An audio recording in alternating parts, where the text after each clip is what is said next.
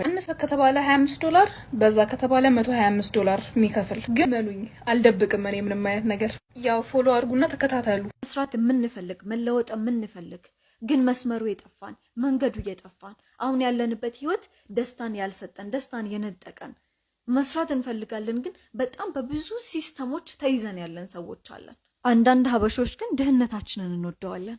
የድሃ ቀብራራ ነኝ፣ የድሃ ኩሩ ነኝ፣ ድህነቴን እወደዋለሁ። ድሃ ሰላማዊ ነው፣ ድሃ ፍቅር አለው። ብዙ ምሳሌዎችንና ብዙ ተረቶችን ለድህነታችን ማሞጋገሻ ክብር እንሰጣለን። ቆይ ያልገባኝ ግን ድህነት ምኑ ነው የሚያኮራው? እግዚአብሔርን ቆይ ምኑ ነው የሚያኮራው? አለመብላት ያኮራል? አለመልበስ፣ ከሰው እኩል አለመገኘት፣ ከሰው እኩል አለመቆም፣ ለታክሲ መክፈል እንኳን ለመብላት እንኳን መቸገር፣ ለመልበስ እንኳን ተራ ቤዚክ የሆኑ ነገሮችን ማጣት ምኑ ነው የሚያኮራው?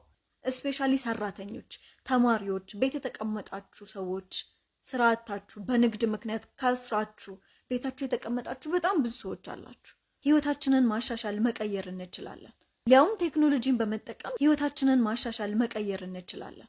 ስለዚህ ወደዚህ ስራ መግባት የምትፈልጉ መስራት የምትፈልጉ መቀየር ብቻ የምትፈልጉ ሰዎች የቴሌግራም ቻናሌን ባዮ ላይ አስቀምጥላችኋለሁ። ስለ ስራው ዝርዝር መረጃዎች ደግሞ እዛ ቻናሉ ላይ የቴሌግራም ቻናሉ ላይ ማግኘት ትችላላችሁ። እስከዛሬ እንግዲህ ስጠራን የመጣሁት ነገ ስልጠና ስለምንጀምር በተቻላችሁ አቅም ዛሬውኑ ተመዝገቡ።